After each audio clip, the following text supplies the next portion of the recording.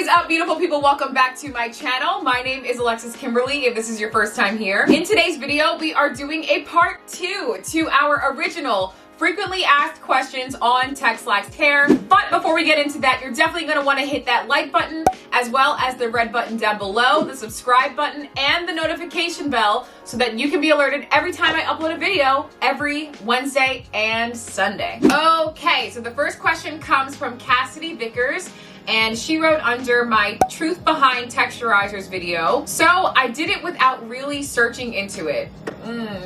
I left my hair kind of straightened and like half of my hair curly. I want to fix my hair because my hair was really curly. I had 3C hair and I don't want to cut a lot off.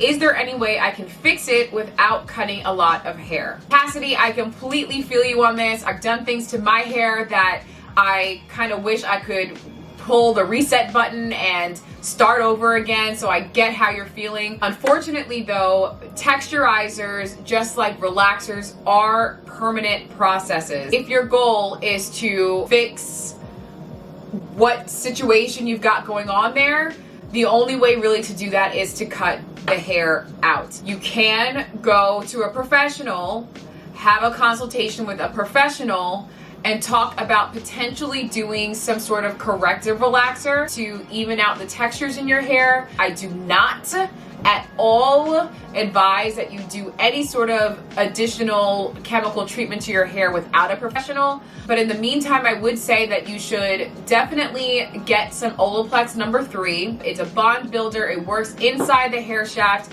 and it will at least kind of give your hair that extra strength that it needs right now. But guys, this is kind of why I really do strongly recommend that you guys go to professionals to get this done, because unfortunately things like this happen. And Cassidy, I'm just so sorry that this is happening to you. This is happening to a lot of women. Unfortunately, you are shedding light to other women that by you taking this risk in applying a chemical to your hair on your own, you are assuming that risk. It is a permanent process, and you unfortunately are kind of stuck with that. All right, on the topic of Olaplex, we are going to Gem Ruby 41, who asks, hi, do you also use the Olaplex weekly or only on relaxer day? I use Olaplex weekly, not so much when I have my hair in a protective style like this, but I do use Olaplex weekly when my hair is out. I love that stuff. I'm always using it.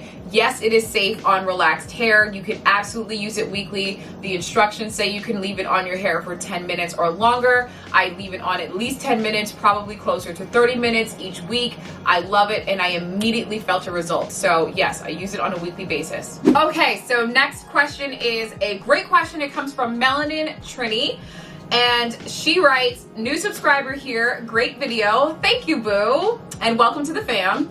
I'm thinking of transitioning to Texlaxed from relaxed hair. I prefer a more textured look.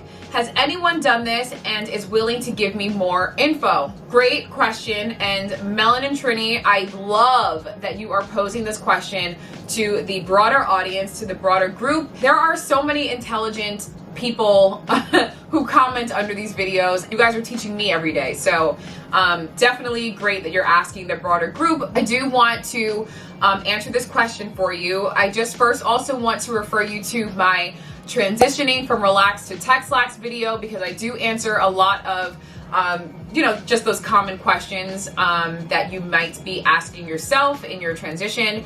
I do want to make it very clear that this is a transition. The same way that you would baby that demarcation line, the same way that you would do protein treatments and Olaplex treatments and protective style, and just make sure that those ends are secured and that your hair is healthy. You want to approach this journey, this transition, the same exact way. Relaxed hair is different from Texlaxed hair. Your Texlaxed hair is going to resemble in a lot of ways your natural hair. The appearance of your hair when it's wet might be a little bit jarring in this process. When your hair is wet, your ends are going to be very stringy, very straight, and the hair that's growing out of your hair that you are texlaxing is going to be much more full and have much more texture. So if you are used to doing sorts of like air dried styles. You're not really going to be able to do that as you're texlaxing and growing that out, because your hair is going to start to look a little weird when it's wet.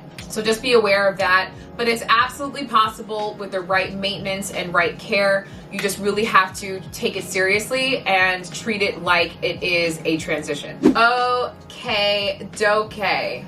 This is like actually kind of a part 2 to Melanin's question. And this was submitted by Rodonia S. And she writes, is transitioning from relaxed to texlaxed harder? Would you suggest transitioning to natural hair completely first? I would say that the transition itself is hard no matter what. Now, I don't think that you need to go natural necessarily in order to do that effectively. I think that you are able to do that transition, but you just, again, have to make sure that you've got the right practices in place so that your hair continues to grow and be healthy in that state. But I would say, you know what, if your hair is super short and it would only take you a few months to grow your hair out natural, and then you can just start texlaxing from there, I would say that that's probably easier, just because it's just a clean relaxer, it's on virgin hair, and you kind of get to decide from inception what you want your hair to look like. But if that is not you and you have longer hair, I completely get not wanting to start over and grow all of your natural hair out to the same length and then texlax. Like that to me would be a headache, and that to me would be really disheartening considering the length that I grew out. So I guess to answer your question, you don't have to grow your hair out natural, but you just really need to make sure that you're doing all of the right things to make sure that you continue to have healthy hair growing out. Okay, next question is from Beatrice Opong, who writes, hi there, please help me out. I have relaxed my daughter's hair only once. It didn't get bone straight though. But then I heard about texlaxing. Can I not relax her hair again, but start with texlaxing? And will that damage her hair? Yes, you can start texlaxing her hair, but the same advice that I've given in the last couple of questions apply to your daughter's hair. If you're deciding to change from a relaxer to texlaxing, then you're going to need to treat it like it's a transition. Her hair, when it's wet, is going to be 2 different textures, so she has to be okay with that, and you have to be okay with that if you're going to be styling her hair. You have to really make sure that you're staying on top of that demarcation line, because there is going to be a demarcation line. Even though you didn't relax it bone straight, if you relaxed it to any level of straightness, you're still going to see that demarcation line. It's still going to be a variation in texture, and so that line there is going to be much more susceptible to breakage. So you're going to want to make sure that you are, again, staying on top of your protein, doing Olaplex treatments, protective styling, things of that sort. So yes, you can switch over, but just be aware of the long-term maintenance that is going to come with it. Alrighty, and our next question comes from Sharon, and Sharon writes, if I haven't texlaxed my hair in 1 year, should I put the texlax on the new growth only or the entirety of the strand? It doesn't matter how long ago you texlaxed your hair. That chemical process is a permanent process. Doesn't matter if it was a year ago, doesn't matter if it was 5 years ago, doesn't matter if it was a month ago, it's still the same chemical process, and your bonds are still broken the same exact way, even if you had just done it a day ago. Obviously, if you have new growth, then texlax that new growth with the intention of getting it to the same texture of the rest of your hair that's already been processed. But no, I would not go over that already processed hair, because you are running a great risk of over processing your hair. Okay, so that pretty much wraps up this video series, part 1 and part 2.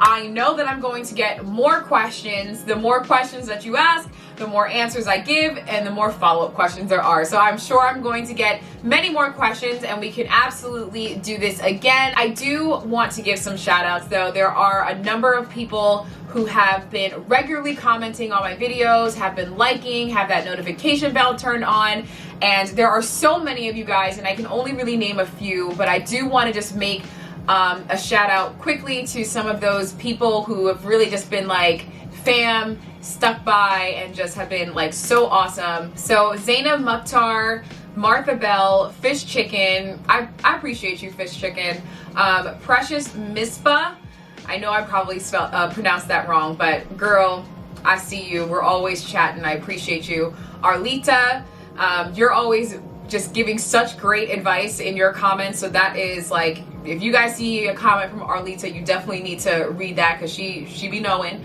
JACSA, Tiffany Williams, Radania S, Boz, B-O-Z, SD Wind, and Sea Orchids. You guys have been so bomb, and again, this list is not exhaustive. I had to just pick a few, but if I did not name your name, it's not that I don't notice. I always notice your comments. I always do my best to reply to them and interact with you guys to the best of my ability. I just can't thank you guys enough. So this was super fun. So until next time, guys, I will see you all in my next video. Bye, guys.